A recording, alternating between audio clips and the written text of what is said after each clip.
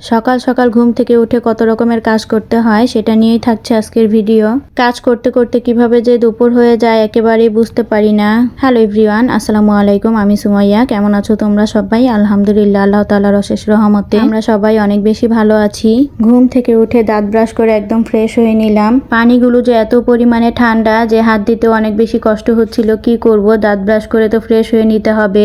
ঘুম থেকে উঠে সবার আগে ফ্রেশ হয়ে নিলে কিন্তু অনেক বেশি ভালো লাগে, মনটাও অনেক বেশি ফ্রেশ হয়ে যায়। ঘুম থেকে উঠেই আমি ভালো করে ফ্রেশ হয়ে নেই প্রতিদিনই, তো আজকেও সেম কাজই করলাম। আমি একা ঘুম থেকে উঠলে তো হবে না, বড় মেয়েকে উঠাতে হবে, কারণ ওর স্কুল আছে। এই শীতের মধ্যেও মেয়েটা আমার একেবারে ভালো করে ঘুমাতে পারে না স্কুলের জন্য, প্রতিদিনই সকাল সকাল স্কুলে যেতে হয়। আমার মেয়ে আলহামদুলিল্লাহ এক ডাক দেওয়ার সাথে সাথেই উঠে যায়, আর সে একাই দাঁত ব্রাশ করতে পারে। দেখতে দেখতে মেয়েটাও কত বড় হয়ে যাচ্ছে, নিজের কাজ নিজেই করতে পারে। এখন অনেকটা কাজই ও নিজে নিজে করে ফেলে। ছোটবেলাটা অনেক বেশি মিস করি আমার বড় মেয়ের, কারণ ওকে ছোটবেলা আমি প্রথম কুলে কাকে নিয়ে বড় করেছি। অনেক আদরের মেয়েও আমার। আর সেই ছোট্ট মাহিরাকে এখন কোনো কাজ আমাকে করে দিতে হয় না, সবগুলো কাজও নিজে নিজেই করতে পারে। ওকে রেডি করিয়ে দেওয়ার পরে তো চলে গিয়েছি স্কুলে। চলে যাওয়ার পরে আমি এখানে চলে এসেছি ছোট মেয়েকে জাগানোর জন্য। ছোট মেয়েকে জাগাতে এসে দেখি নিজেই ঘুম থেকে উঠে বসে আছে। আমি আর কি জাগাবো। ছোট মেয়ে ঘুম থেকে ওঠার পর ওর সাথে অনেকটা সময় পার করেছি, প্রায় 2 ঘন্টার মতো, যেটা আমি প্রতিদিনই করি। প্রতিদিন ওর সাথে 2 ঘন্টার মতো টাইম দেই, এতে করে ওর অনেক বেশি ভালো লাগে, সেটা আমি বুঝতে পারি। ঠিক এই কারণে আমি প্রতিদিন ওকে 2 ঘন্টার মতো সময় দেই। ওর সাথে 2 ঘন্টা সময় কাটানোর পর ও আবার ঘুমিয়ে গেছে, ওকে আমি ঘুম পাড়িয়ে দিয়েছি। তারপরে তো চলে এসেছি রান্না করতে। মেয়েকে নিয়ে থাকলে তো আর হবে না, রান্নাটাও করতে হবে। আজকে রান্না করব নলা মাছ ভুনা করব, সেই সাথে আলু ভাজি। আমাদের বাসায় নলা মাছটা অনেক বেশি খাওয়া হয়, কারণ সবাই অনেক বেশি পছন্দ করে।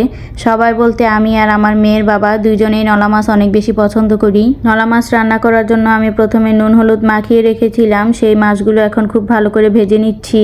আমরা প্রায় সব ধরনের মাছই ভেজে খাই, এতে আমাদের কাছে খেতে অনেক বেশি ভালো লাগে। অনেকে কিন্তু না ভেজে কষিয়েও রান্না করে, ওটাও খেতে ভালো লাগে, তবে আমরা সবসময় ভেজে খাই, সেজন্য আমাদের কাছে ভেজেই ভালো লাগে। মাছগুলো ভেজে নেওয়ার পর এখানে আমি আলু ভাজি বসিয়ে দিয়েছি। আর মাটির চুলা রান্না কি বলবো, এত বেশি মজা হয় সবগুলো খাবার। আমরা সবসময় কিন্তু মাটির চুলায় রান্না করে খাই। গ্রামে থাকি, গ্রামে থাকার এই একটা সুবিধা, এই যে এখন যে গ্যাসের দাম বেড়ে গেছে, এখন কিন্তু আমরা লাকড়ির চুলায় রান্না করে খেতে পারতেছি, এটা কোনো সমস্যাই হচ্ছে না।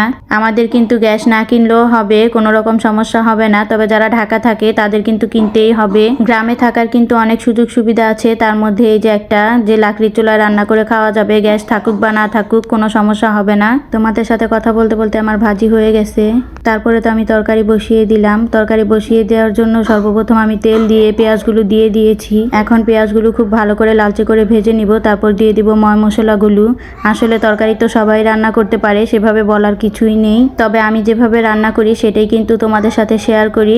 এটা নিয়ে কিন্তু তোমরা খারাপ মন্তব্য করবে না, কারণ সবার রান্না কিন্তু একই রকম হয় না। রান্না একটা আর্ট, যে যেভাবে রান্না করুক না কেন ওইটাই কিন্তু খেতে মজা লাগে, তবে এক একজনের মুখের স্বাদ এক এক রকম। আচ্ছা, যারা আমার ভিডিওটি ইউটিউব থেকে দেখছেন প্লিজ আমার চ্যানেলটিকে সাবস্ক্রাইব করে দেবেন, আর যারা ফেসবুক পেজ থেকে দেখছেন প্লিজ আমার পেজটিকে ফলো করে দেবেন। শুধু সাবস্ক্রাইব আর ফলো করলে হবে না, লাইক কমেন্ট শেয়ার সবগুলো করেই আমার পাশে থাকবেন প্লিজ। আপনাদের একটি লাইক আমাকে অনেক দূর এগিয়ে যেতে সাহায্য করবে। তোমাদের সাথে কথা বলতে বলতে কিন্তু আমার রান্নাটা প্রায় হয়ে গেছে, শেষ পর্যায়ে আমি ধনিয়া পাতা দিয়ে দিয়েছি। এখন পরিমাণ মতো ঝোলটা টানিয়ে আমি তরকারিটা নামিয়ে নেব।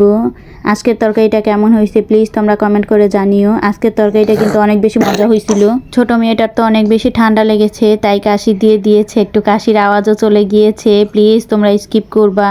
গ্রামে থাকি তো আশেপাশে অনেক বেশি শব্দ হয়, এটাতে আমার কোনো হাত নেই, মানে এটাতে আমি কিছুই করতে পারবো না আর কি। সেই সাথে ছোট বাচ্চা তো আছেই, নানান রকমের শব্দ করে, এগুলো প্লিজ তোমরা স্কিপ করবা। আমি এখানে ভাতটা বলে বেড়ে নিলাম, সেই সাথে তরকারিটাও বেড়ে নিলাম। আজকের ভিডিওটা এখানেই শেষ করে দিব। দেখা হবে নতুন কোনো ভিডিওতে। আল্লাহ হাফেজ।